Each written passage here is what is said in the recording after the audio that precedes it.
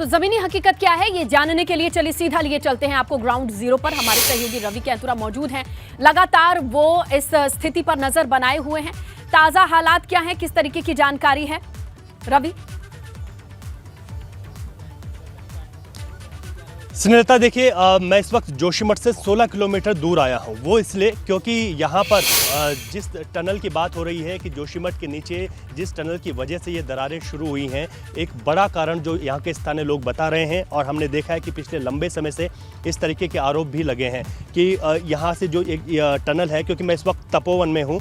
तपोवन जो विष्णु घाट जो परियोजना है यहाँ से शुरू होती है और यहाँ से ठीक जो ये 8 किलोमीटर का जो पैच है, ये जो सुरंग है वो यहाँ से इस चट्टान के नीचे से जाती हुई जोशीमठ के नीचे से जाते हुए आगे सेलंग में जाती है।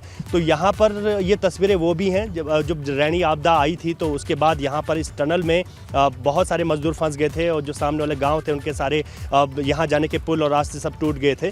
तो ये वही टनल है। अब इस पर लोगों का ये आरोप है कि इस यहाँ से जो पानी विष्णु घाट परियोजना के लिए जिस टनल के माध्यम से छोड़ा जाना था और जिस टनल को यहाँ से बनाया गया है, उसी टनल की ये वजह है कि आज जोशीमठ शहर में दरारें आ रही हैं, क्योंकि लोगों ने ये आरोप लगाए हैं कि जो शहर की नींव थी वो कहीं ना कहीं कमज़ोर हो गई है और उस नींव को कमज़ोर करने के पीछे की वजह ये टनल है। अभी यहाँ पर सरकार ने जैसे ही यहाँ पर इस तरीके की स्थिति बनी थी तो विष्णु घाट परियोजना की ये जो 500 से अधिक मेगावाट की परियोजना है, इस पर पूरी तरीके से अभी यहाँ के काम को रोक दिया गया है। ये सामने जो पहाड़ी है इसके बाद ही जोशीमठ है और इसी पहाड़ी के नीचे से ये सुरंग जा रही है और वहाँ से, क्योंकि अभी इस परियोजना पर 2007 से काम चल रहा है, अभी इस परियोजना को पूरी नहीं हुई है क्योंकि बीच में रैनी आपदा भी आई थी और अब फिर से एक बार इसका काम रोक दिया गया है। तो इस पहाड़ी के नीचे से जब सुरंग जा रही है, क्योंकि यहाँ पर जिस तरीके से जो वहाँ पर मटमैला पानी निकला है, उस मटमैले पानी में भी अभी ये परीक्षण किया जा रहा है कि अगर वो पानी और यहाँ पर तपोवन में से जो पानी है, अगर दोनों पानी मैच कर जाते हैं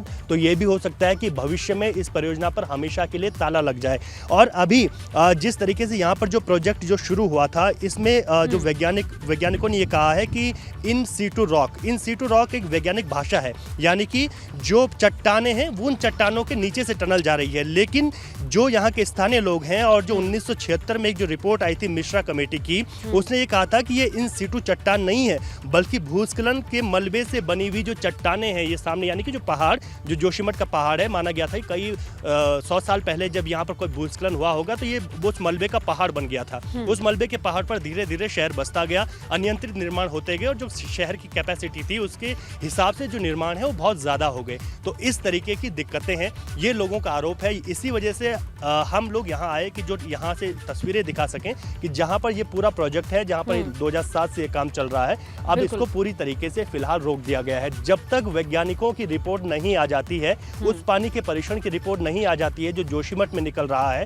क्या ये वही पानी है जो इस टनल के अंदर से जो यहाँ से जाता है, अगर ये मैच हो जाता है तो फिर हम मान सकते हैं कि यही एक बड़ी वजह है जो जोशीमठ में दरारें लगातार घरों पर और अगर ऐसा होता है तो वाकई रवि ये बड़ा फेलियर होगा। अगर किसी पहाड़ी क्षेत्र में जो इतना संवेदनशील है वहां पर कोई प्रोजेक्ट लगाया जाता है, उस प्रोजेक्ट से पहले जितना प्रॉपर होमवर्क या ग्राउंड वर्क होना चाहिए और उस ग्राउंड वर्क के बाद ऐसा हो रहा है तो फिर तमाम चीजें, तमाम प्रोजेक्ट पर फिर से पुनर्विचार करने की आवश्यकता महसूस की जानी चाहिए। देखते हैं आगे क्या होता है। फिलहाल आप जिस जगह पर खड़े हैं वो जोशीमठ से 15 किलोमीटर दूर इसी टनल का काम रोका गया है, इसीलिए हमारे सहयोगी रवि कैंतुरा वहां पर मौजूद तमाम तस्वीरों के साथ डिटेल दर्शकों से साझा कर रहे थे। रवि, इसके लिए आपका शुक्रिया। आगे बढ़ेंगे। देखिए, बीजेपी प्रदेश अध्यक्ष महेंद्र भट्ट और प्रभारी मंत्री धन सिंह रावत ने जोशीमठ पहुंच करके हालात का जायजा की, प्रभावितों से मुलाकात की, साथ ही अधिकारियों के साथ बैठक की।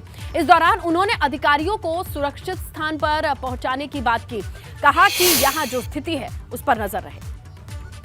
काम तो क्षेत्र का पूर्व प्रतिनिधि होने के नाते मेरा पहले काम था, सबसे पहले कुछ चीज़ लोगों तक पहुंच जाए और हम उस काम में सफलता हमने प्राप्त किया। और मैं फिर पूरी क्षेत्र की जनता आश्वस्त करता हूं कि मूलभूत सुविधाओं से किसी को वंचित नहीं रखा जाएगा। पूरी सरकार, चाहे राज्य सरकार हो चाहे केंद्र सरकार हो, हम जोशीमठ वासियों के साथ खड़े हैं और जो संभव होगा वो सब किया जा रहा है। आपने देखा होगा कि प्रधानमंत्री जी खुद इसकी निगरानी कर रहे हैं, मुख्यमंत्री जी यहाँ का दौरा करके चले गए हैं और पुनर्वास के लिए सभी लोगों से लगभग 625 परिवारों का पुनर्वास करने की बात हो रही है। आज मैं सारे कैंपों में भी गया हूँ, लगभग 67 परिवारों को देखने में खुद गया हूँ। और मैं कह सकता हूँ कि राज्य सरकार जो है जो भी संभव होगा वो पूरा काम करेगी। और यहाँ के लिए भारत सरकार की भी टीम आ गई, आज पूरा सर्वे होगा और सर्वे के बाद जो भी रिपोर्ट आएगी उसके अनुसार काम किया जाएगा। जोशीमठ में मकानों में दरार आने के बाद बड़कोट में भी दहशत का माहौल है।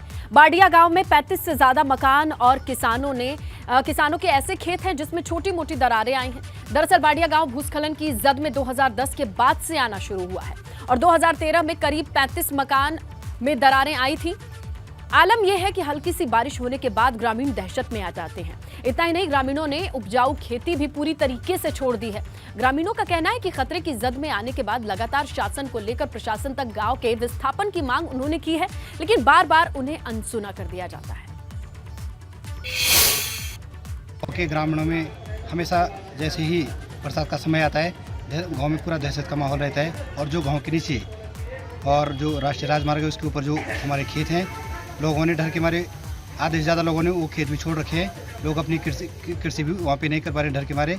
और जितने भी गांव में लगभग 30-40 मकान ऐसे हैं जिनमें आपको दरारें आमतौर पर देखने को मिलेंगी मकानों में। पर भूदशाओं की शिकायत मिली है और इसमें जो संबंधित विभाग है, जैसे हाईवे लगता है तो NH है, सिंचाई विभाग है, वो सभी अपने स्तर से भी इसमें इसका परीक्षण कर रहे हैं कि कैसे इसका समाधान किया जा सकता है। और इसमें पूर्व में जियोलॉजिस्ट द्वारा भी इसका निरीक्षण किया गया है, तो कार्रवाई अभी इसमें की जाएगी।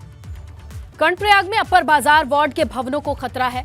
काफी वक्त से घरों के पीछे भूस्खलन की स्थिति रही है। करीब 30 घर खतरे की जद में हैं। इन घरों में रहने वाले 40 परिवार सरकार पर अनदेखी का आरोप लगा रहे हैं। इसी को लेकर सरकार के खिलाफ इन्होंने मोर्चा खोल दिया है। अपर बाजार में जाम लगा दिया है। सरकार के खिलाफ नारेबाजी की चेतावनी दी है। अगर प्रभावितों को मदद नहीं दी गई तो आंदोलन किया जाएगा।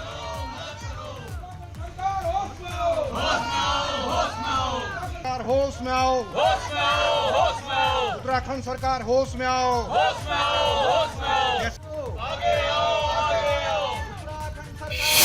खबर नोएडा से है। सेक्टर 10 स्थित एक फैक्ट्री में आग की खबर है। दमकल विभाग की 2 गाड़ियां मौके पर हैं। आग को बुझाने की कोशिश लगातार जारी है।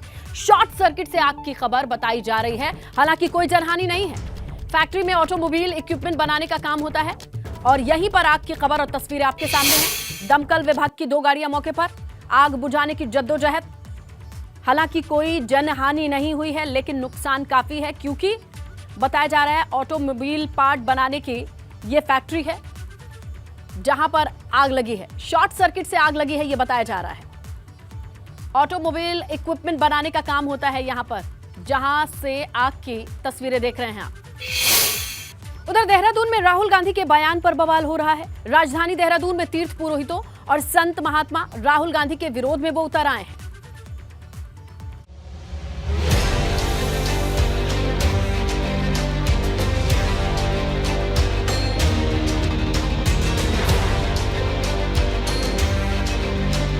राहुल गांधी भारत जोड़ो यात्रा को लेकर सुर्खियों में है, लेकिन उनके एक बयान पर बवाल मच गया है। सियासत की तपस्या में भाजपा का विरोध करते करते राहुल गांधी ऐसा बयान दे गए जो कतई सही नहीं है। पूरा मामला भी आपको बताएंगे, लेकिन पुरोहितों और संतों को आदर्श मानने वाले देश में राहुल गांधी का ये बयान सुन लीजिए। हम तपस्या की रिस्पेक्ट नहीं करते हैं, मैं करता हूं, तो ये चेंज लाना है। और ये देश तपस्वियों का है, ये देश पुजारियों का नहीं है। रियलिटी इस देश की ये है। इस बयान के बाद तीर्थ पुरोहित और संतों में काफी नाराजगी है। उत्तराखंड का धार्मिक शहर जोशीमठ जो एक बड़े संकट से गुजर रहा है, जिसके लिए देश दुआएं मांग रहा है, उसी देश में राहुल गांधी का ये बयान तीर्थ पुरोहितों और संतों को अपमानित करने वाला है। यही वजह है कि देहरादून में राहुल गांधी के खिलाफ संतों और पुरोहितों ने विरोध शुरू कर दिया। आपने ऐसा बोल के अपनी मानसिकता व कांग्रेस की मानसिकता को ये उजागर करे कि हमेशा हिंदुओं के विरोध में, सनातन संस्कृतियों के विपक्ष में रही और इनका विरोध किया। ये आपने अपनी मानसिकता का उजागर किया। तो राहुल गांधी जी को अभी पता नहीं है सनातन के बारे में, संस्कारों के बारे में, क्योंकि जो 16 संस्कार भी होते हैं उनको भी पुजारी लोग करवाते हैं। तो राहुल गांधी जी को सारे देश के पुजारियों से माफी मांगनी चाहिए।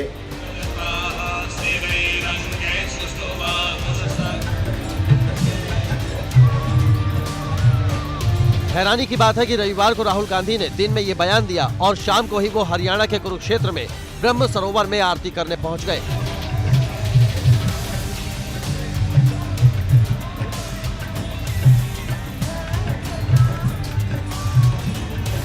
माथे पर चंदन का लेप और तिलक लगाए नजर भी आए। Bureau report, ABP Ganga. इसी बीच वाराणसी से बड़ी खबर मिल रही है। सिगरा स्टेडियम की दीवार गिरी है। 2 कार और 2 पहिया वाहन इसके नीचे दबे हैं। स्टेडियम में कंस्ट्रक्शन का काम चल रहा था। मिट्टी के दबाव के कारण स्टेडियम की दीवार के गिरने की खबर है। बड़ा हादसा होने से टला है। मौके पर पुलिस फोर्स मौजूद है।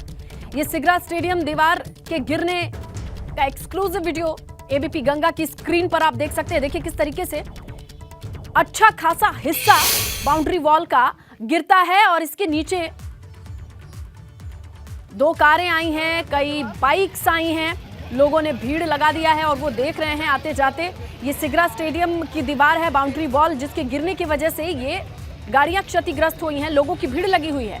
मौजूदा स्थिति क्या है बताएंगे हमारे सहयोगी नीतीश। नीतीश, अभी क्या हालात है, क्या कह रहे हैं कंस्ट्रक्शन करने वाले लोग और प्रशासन? देखिए, अभी की ये जो बात बता दें कि अभी वहाँ पर प्रशासनिक टीम मौजूद है और जो मलबा गिरा है उसको हटाने का प्रयास किया जा रहा है। लेकिन जिस तरह से दीवार गिरी है, इसके पीछे की जो प्रथम दृष्टया वजह ये आई है कि वहाँ पर गिट्टी गिराई गई थी और गिट्टी के दबाव के कारण ये दीवार ढह गई है। दबाव सह नहीं पाई दीवार, जिसके कारण दीवार गिर गई है। लेकिन बड़ा सवाल ये उठता है कि जब यहाँ पर निर्माण कार्य चल रहा था तो सुरक्षा के इंतजाम क्यों नहीं थे? जो किनारे पर वाहन खड़े थे वो क्षतिग्रस्त हुए हैं। अगर वहाँ कोई व्यक्ति खड़ा होता तो क्या उसे चोट नहीं आती? एक निजी स्कूल भी चलता है, उसके बच्चे वहाँ खड़े होते हैं, उसके अध्यापक वहाँ खड़े होते हैं। अगर वहाँ पर कोई रहता तो क्या होता, ये बड़ी बात है। हालांकि अभी इस मामले में किसी के हताहत होने की खबर नहीं है, लेकिन बड़ा सवाल है कि जब कंस्ट्रक्शन चल रहा था, जब निर्माण कार्य चल रहा था, तो सुरक्षा के जो इंतजाम थे उनमें कहाँ कमी थी? आखिर किनारे पर जो गाड़ियां खड़ी थी वो क्यों खड़ी थी, और खड़ी थी तो उसके बाद जब क्षतिग्रस्त हुई हैं तो उन्हें कब तक हटाया जाएगा? ये सारे सवाल।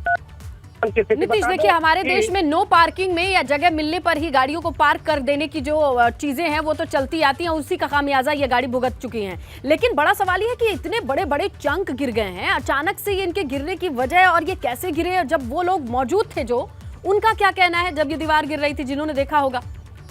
देखिए, प्रत्यक्षदर्शियों की अगर माने तो एकाएक जिस तरह से दीवार वहां पर खड़ी थी, गिट्टी गिराने का वहां पे पीछे काम था, और गिट्टी जैसे ही गिरती है उसके कुछ देर बाद ये जो दीवार है वो नीचे आ जाती है। इसीलिए मैं बता रहा हूँ कि प्रथम दृष्टया जो सबसे बड़ी वजह बताई जा रही है इस दीवार के गिरने की, कि गिट्टी जब गिराई गई है तो गिट्टी का दबाव दीवार सह नहीं पाई और उसके कारण ये दीवार गिरी है। हालांकि अभी प्रशासनिक टीम इस पूरे मसले की जांच कर रही है और ये बाद में पूरी तरह से स्पष्ट हो पाएगा कि क्या दीवार कमजोर थी इसलिए गिर गई, या गिट्टी का दबाव नहीं सह पाई इसलिए गिर गई, या फिर कोई और कारण था। बिल्कुल नीतीश, बहुत ज्यादा कॉम्प्लिकेटेड लग नहीं रहा है देखने से कि इतनी सारी गिट्टी अनलोड की जा रही है, कहां पे अनलोड की जा रही है, किस जगह पे की जा रही है, और बाउंड्री वॉल उतना प्रेशर नहीं ले सकती और उसका खामियाजा इन गाड़ियों के तौर पर नुकसान हुआ है। लेकिन अच्छी बात यह है कि कोई हताहत नहीं हुआ है। शुक्रिया नीतीश जानकारी। ब्रेक के बाद आपका स्वागत। देखिए, उत्तराखंड में 15 जनवरी तक स्कूल को बंद करने के निर्देश आए हैं। कड़ाके की ठंड को देखते हुए शिक्षा महानिदेशक का यह फैसला है। स्कूल बंद करने को लेकर शिक्षा महानिदेशक ने आदेश जारी किया है। प्रदेश में ठंड को देखते हुए शिक्षा महानिदेशक ने यह बड़ा फैसला लिया है। 15 जनवरी तक स्कूल बंद रहेंगे। कड़ाके की ठंड को देखते हुए शिक्षा महानिदेशक का यह फैसला सामने आया है। शिक्षा महानिदेशक ने यह आदेश जारी किया है। प्रदेश में ठंड को देखते हुए यह बड़ा फैसला लिया गया है।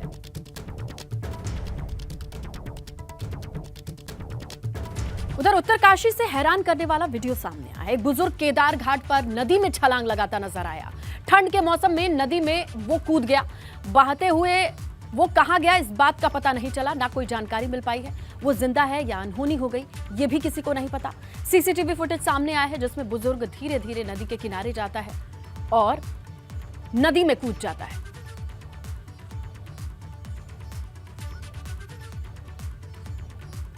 तो देख रहे हैं आप, ये शख्स है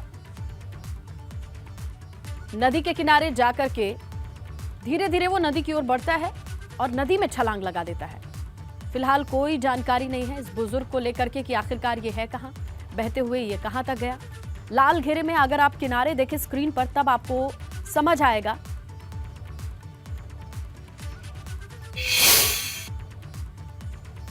उत्तरकाशी के मस्तड़ी गांव में भी जमीन धंस रही है। ग्रामीणों का कहना है कि पिछले 30 साल से गांव में जमीन धंस रही है, मगर दरारें तेजी से अब बढ़नी शुरू हुई हैं। रास्ते, खेत खलिहान में दरारें हैं। ग्रामीणों की ये मांग है कि उन्हें विस्थापित करना चाहिए। पिछले कई दशक से दरारें आ रही थी, लेकिन यहां अभी कुछ वक्त से दरारों में तेजी आई है। ऐसे में ग्रामीणों की मांग है कि उन्हें विस्थापित किया जाए। 30 साल से दरारों की दिक्कत थी, लेकिन जिस रफ्तार से ये दरारें बढ़ रही हैं वो चिंता का विषय है। और यही वजह है कि यहां गांव के लोग विस्थापन की मांग कर रहे हैं। न सिर्फ घरों में बल्कि खेत खलिहानों में भी जमीन में दरारें देखी जा सकती हैं।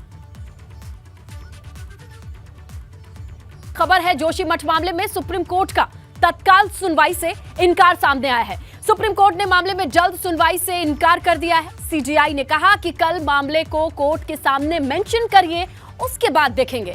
आपको बताएं, शंकराचार्य अविमुक्तेश्वरानंद ने सुप्रीम कोर्ट में यह याचिका दायर की है। याचिका में तपोवन विष्णुगढ़ के विद्युत परियोजना को रोकने की मांग की गई है। जोशीमठ के प्रभावित लोगों को मदद देने की मांग की गई है। लोगों की संपत्ति का बीमा कराने की मांग की गई है। इन 3 मांगों को लेकर के स्वामी शंकराचार्य अविमुक्तेश्वरानंद ने सुप्रीम कोर्ट का दरवाजा खटखटाया, लेकिन इस पर सुप्रीम कोर्ट की टिप्पणी सामने आई है। बड़ी खबर यह है कि सुप्रीम कोर्ट ने तत्काल सुनवाई से इनकार कर दिया है। सीजेआई ने कहा कि कल मामले को कोर्ट में मेंशन करिए, उसके बाद देखेंगे।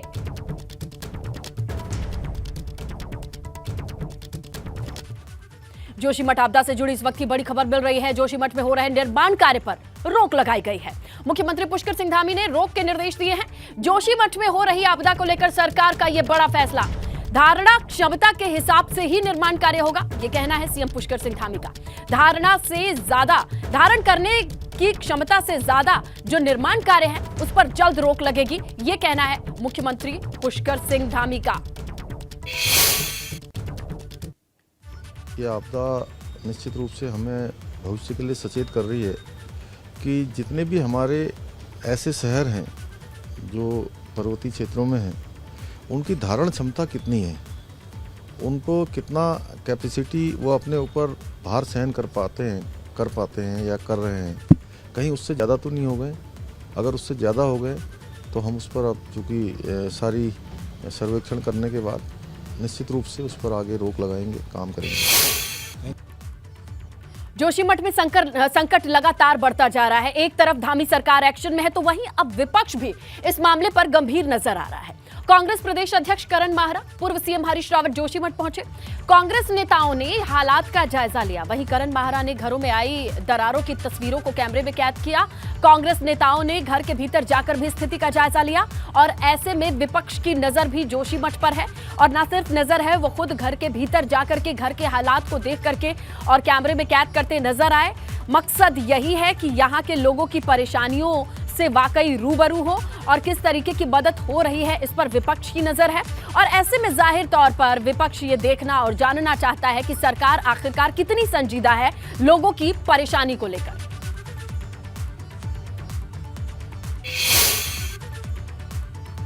जोशीमठ में घर कभी भी जमींदोज हो सकते हैं। मनोहर बाग में घरों में बड़ी बड़ी दरारें आ चुकी हैं। स्थिति बेहद डरावनी हो चुकी है।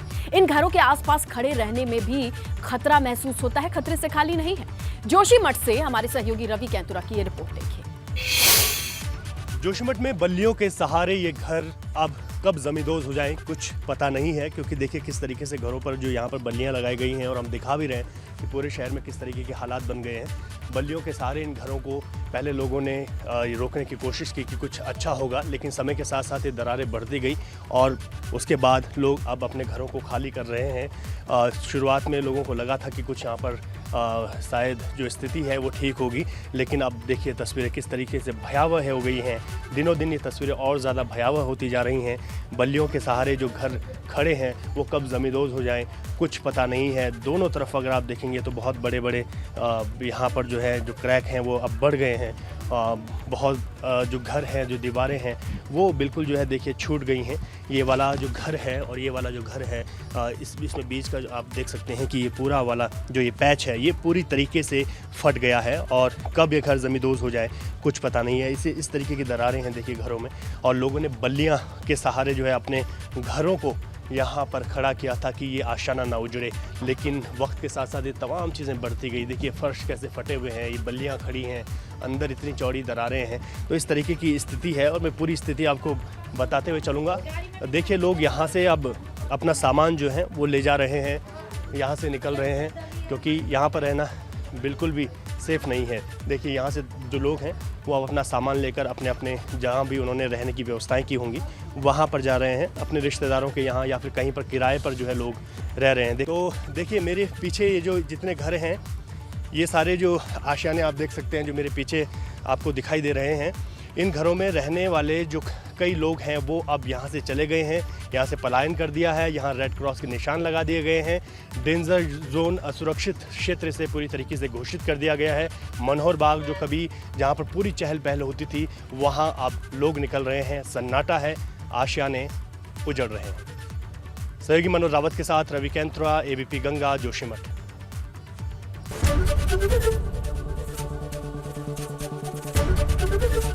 एबीपी गंगा, खबर आपकी, जुबान आपकी।